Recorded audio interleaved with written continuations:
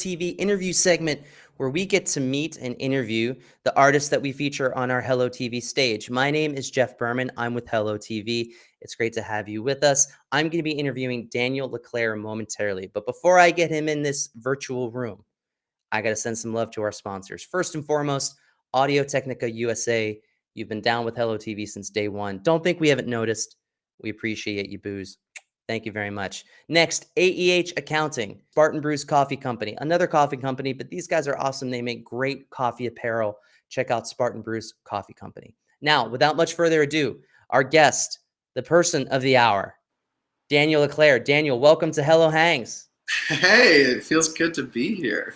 Yeah, where I feel like I should have brought a beanbag or something. Oh, no. We're more formal than that. Are you kidding me? Oh, okay. Sorry. Where are you at the moment? I'm in LA. I'm tucked away in my little quarantined corner. Got my piano and view of the hills, and that's all I need. Wait, are you outside or are you still technically I'm inside? Okay. Do you want me to open the door? I can. No, because I won't be able to feel the lovely breeze, so it doesn't. But I can. I can do it vicariously. I was like, oh, he's got his piano set up outside. That's wonderful. That would be cool. I should do that. Yeah, you'd be a great neighbor. I wanted to ask, I know that you're not from Los Angeles originally. You're from the Midwest. Is that right? Yeah, I grew up in Wisconsin. Yeah. Okay. And you've kind of hopped around, and you've also toured around as a performer and as a musician and as an actor. Of all the places that you've kind of lived, can you pinpoint one that's been your favorite to call home while you're not traveling? Yeah, I mean, LA is the home that I made. I moved here when I was 21, and I just made really, really close friendships. And the music scene here is incredible. It's really different from any other city in America, in the world. But I also absolutely love Wisconsin. I'm home. My band is in Wisconsin. Okay. And so I spend. I would say I spend about 4 months out of the year back in Wisconsin. So we record and we do whatever we can around there. Yeah, and you have a new record on the horizon. I want to make sure I have this right. It's called 21st Century Standard. Yep, that's it. It's it's all jazz standards from like 20s, 30s, 40s, and it's basically my coming of age story. It's a concept album, kind of how I grew up, how I came to love myself and love others, and got to where I am. And it's jazzy, it's bluesy, it's a little commercially, but it's really nice. It kind of caters to everyone. It bridges that gap between jazz and everyone else. Yeah, I do want to get into a little bit of the weeds on that in terms of your intergenre species of your music. But before I do that, I just wanted to say and kind of inquire, you just mentioned that you moved to LA when you were 21. Presumably that was 6 months ago. Wink, wink, nudge, nudge. Thank you so much. Yeah.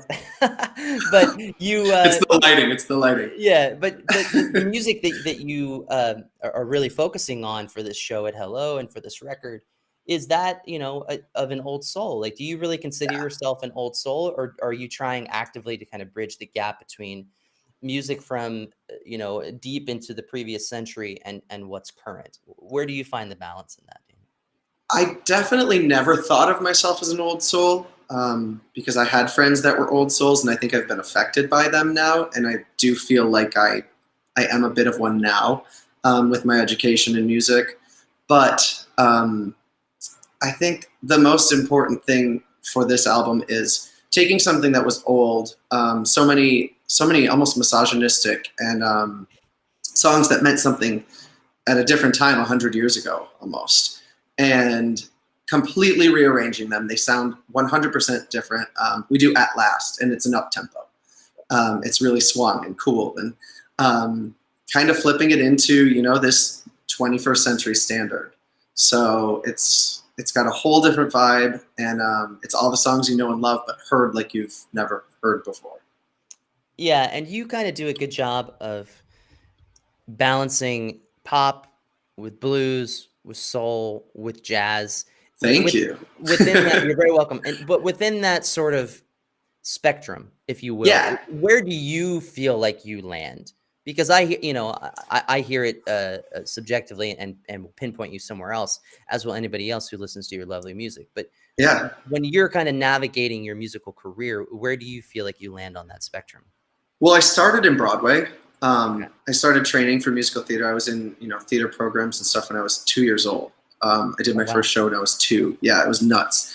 But I'm most comfortable in like the pop rock soul with a touch of jazz. So 4 or 5 years ago, I really delved into jazz and opened a speakeasy and was the entertainment director. I know.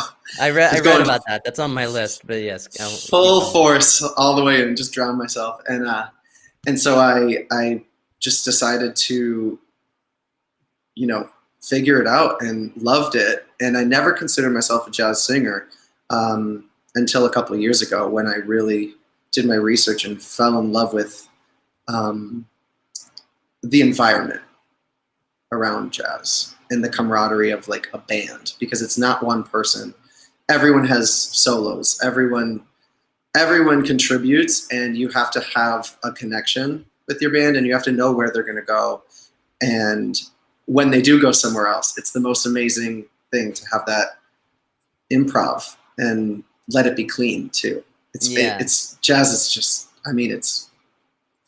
it's crazy. It scared me at first. It really scared me, but now I feel the most comfortable singing it. That's interesting. Have you found that as you've made that dive into the pool of being intergenre, that your bandmates have been able to kind of follow you in that way? Or has it been kind of a seamless transition for them as well? Because a lot of times jazz musicians are so trained and so focused into kind of being inside that box. And your music is very outside of that box in the traditional sense. How has that been in terms of translating that to your bandmates and then to the stage? There's a certain sense of preparation that we have with these songs. Everything, is charted out. We have everything set, but not set in a way that every note is going to be the same. Every single time you see me sing, it's going to be a completely different vibe. I usually sing My Funny Valentine. Let's take this song. Some days we'll do it super sexy and sultry. Some days we'll do funk. Some days we'll do it a bossa nova. Like it's whatever we're feeling, and that's what jazz is. It's emotion, and it's in the moment, and it's different every time. That's amazing. You're well known for having been in the touring group and done Book of Mormon for a number of years. So well known. And well, that was how I recognized your name. And I'm curious, as being an actor and a performer in the world of musical and the world of Broadway, and you've played some tremendous stages, Hollywood Bowl notably. So kudos to you for that. Thank you. But as you're doing that stuff, and then as you're breaking it down and just kind of getting down dirty in these speakeasies and jazz clubs, do you view those as separate worlds, or are you performing kind of just the same, whether you're playing a character or you're being Daniel LeClaire? I do separate Broadway from my performances as a recording artist and as a concert singer. I kind of left the Broadway world 4 years ago after Book of Mormon. It's very taxing on your mind and your body, doing the same thing for 2.5 hours, 8 times a week. I did Book of Mormon 1,200 times in 3 years.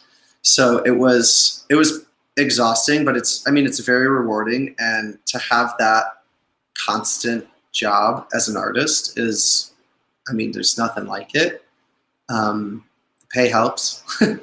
So, but I transitioned away from that because doing something different every single night and letting my soul out through my mouth really is satisfying, not only to me but to other people, and they're really satisfied to hear that, and they get this feeling of growth almost that you don't get from shows that are the same thing every single time.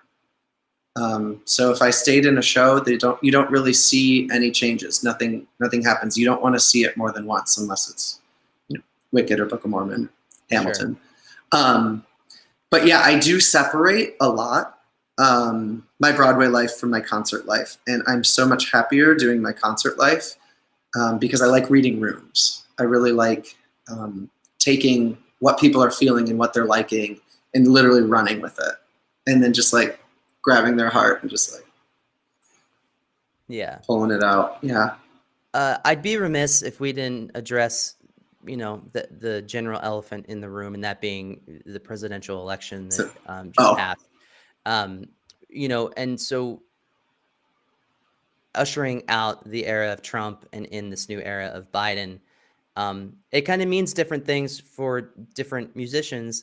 And you are, you're like me, you're cut from the cloth where you tour and you travel around to play music. What are you, keeping in mind that we're in a COVID world and things tend to change slowly in America, but I'm curious your input and your thoughts on, what that's going to look like going forward with everything that we're facing as the music industry and as a performer in the industry. Right. I'm not worried as much right now. I will say that. I was worried the past 4 years. I am bipartisan. I would absolutely vote Republican if it was a great ticket. I would vote Democratic. I would vote a constitutionalist, a liberal, anything. But I think that we're headed towards something that we will actually be able to perform again and have a clear conscience on. I was very worried this past year. Wisconsin, which is where I've been a lot of this year, has pretty much been open. Bars and restaurants, and I've been actually gigging quite a bit with a socially distanced stage. And it's been very scary, but it's the only way that I can make money and make ends meet. And I recorded an album in that time. So there's something to be said for that. But my friends on Broadway, they don't have a foreseeable job anytime soon, and it's already been almost a year. So I'm very excited to see where this leads us and brings us to. I would not be surprised if things completely shut down again, and I wouldn't be mad at it. I think that's the job of a leader, is to decide what's best for the population and for our country. So if that's what you mean, that's kind of where I see it going. It would be scary, but hopefully the government would, take care of us. And I don't think the government took care of artists, and I think that trickles from the top. Yeah, I wanted to ask you that specifically, Daniel, because of your varied background of being a touring musician, but also having worked on Broadway and on the stage as a performer. Mm-hmm. Because I think that's interesting, and that's something that people, if you're in Tucson, Arizona, and you're longing for live music, there's parts of the country, that thrive on theater culture, and without that, it's quite detrimental. Yeah, they really do. And there's something to be said for live music and live theater. And I was here on Saturday when everything happened, when President-elect was announced, and it was, obviously I'm in a liberal town right now. I'm in Los Angeles, in California. But the air felt like you could breathe again for the first time in a really long time. And I think it's because people aren't scared and people aren't worried about us not being a respected country anymore. Mm-hmm. And that's the issue. I've never had an issue until now with politics. And I grew up in a political home. So it's the past election was one for support That's something for else. Sure. Well, thank you for letting me ask, and thank you for being candid. Yeah. And I support everybody, and it's hard as an artist because you got to make ends meet, and you want to please everybody, but it's really hard when someone clearly doesn't have your back. Yeah. So yeah. Switching topics. To anything else. To anything else, really. You can't seem to find a note that you can't hit, or maybe you can, but your range is fucking incredible. Pardon my language, but it's That's incredible. fine. Um, Thank you. I'm curious. You're very welcome. I'm curious Don't how make me that sing. style developed. No, I'm not putting you on the spot. Okay, good. But your style is so unique, Daniel, that I have to know how you got to the point where you could sing and you had a range, and then you just went, nope, and increased it tenfold, it seems like. Two people, Celine Dion and Stevie Wonder. Okay.